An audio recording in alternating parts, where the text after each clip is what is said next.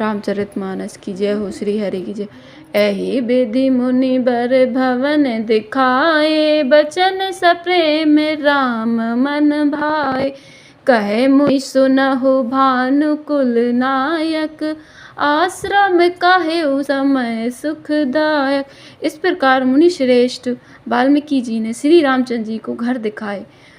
उनके प्रेम पूर्ण वचन श्री राम जी को मन को अच्छे लगे। फिर मुनि ने कहा, हे सूर्यकुल के स्वामी सुनिए, अब मैं इस समय के लिए सुखदायक आश्रम कहता हूँ, निवास स्थान बतलाता।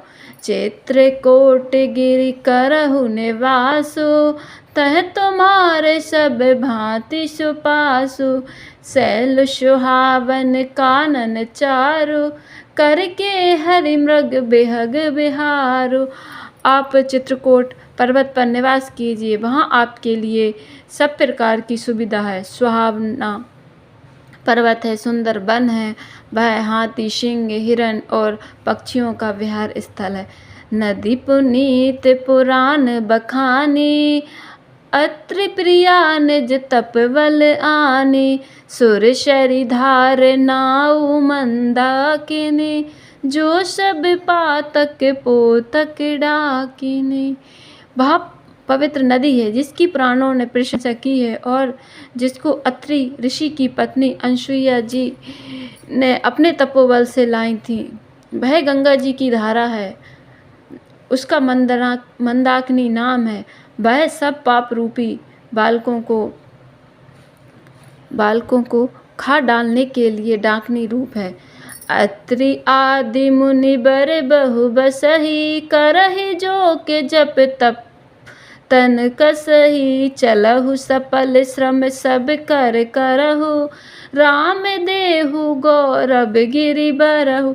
अत्रि आदि बहुत से श्रेष्ठ मुनि वहाँ निवास करते हैं, जो योग जप और तप करते हुए शरीर को कसते हैं। श्री राम करते हैं, राम जी चलिए सबके परिश्रम को सफल कीजिए और पर्वत श्रेष्ठ चित्रकूट को भी गौरव दीजिए।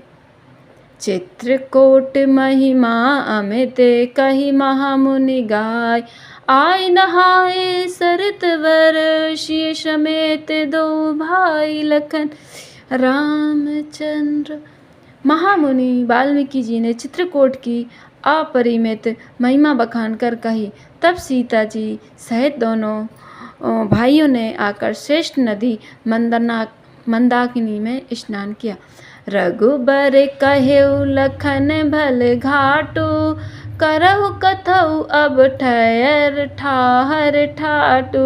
लखन दीख पय उतर करारा, चौदिसि फिरहु धनुष जिमनारा। श्री रामचंद्र जी ने कहा, लक्ष्मण बड़ा अच्छा घाट है, अब यही कहीं ठहरने की व्यवस्था करो। तब लक्ष्मण जी ने पैश्विनी नदी के उत्तर के ऊंचे किनारे को देखा और कहा कि इसके चारों ओर धनुष के जैसा एक नाला फिरा हुआ है। नदी पनच सर समदम दाना, सकल कलुष कलिसाउज नाना। चित्रकूट जनु अचल अहेरी, चुकई न घात मार मुठभेरी। नदी मंदाकिनी उस धनुष की प्रत्यंचा है और समदम दान बाण ए कलयुग के समस्त पाप उसके अनेकों हिंसक पशु रूप निशाने हैं। चित्रकूट ही मानो अचल शिकारी है, जिसका निशाना कभी चूकता नहीं और जो सामने से मारता है। अस कही लखन ठाऊ दिखरावा, थल वेलो की रघुबर सुख पावा। रमेउ राम मनु देवन जाना, चले सहित सुर थपित प्रधाना। ऐसा कहकर लक्ष्मण जी ने स्थान दिखलाया। स्थान को देखकर श्री रामचंद्र जी ने सुख पाया। देवताओं ने जाना कि श्री रामचंद्र जी का मन यहाँ रम गया है। तब वे देवताओं के प्रधान थवई मकान बनाने वाले विश्वकर्मा को साथ लेकर चले। कोल की रात बेस सब आए, रचे परन तृण सदन सुहाए, बरनि न जाहि मंजु दुईशाला, एक ललित लघु एक विशाला। सब देवता कोल भीलों के वेश में आए और उन्होंने पत्तों और घासों के सुंदर घर बना दिए। 2 ऐसी सुंदर कुटियां बनाई जिनका वर्णन नहीं हो सकता। उनमें एक बड़ी सुंदर छोटी सी थी, दूसरी बड़ी थी।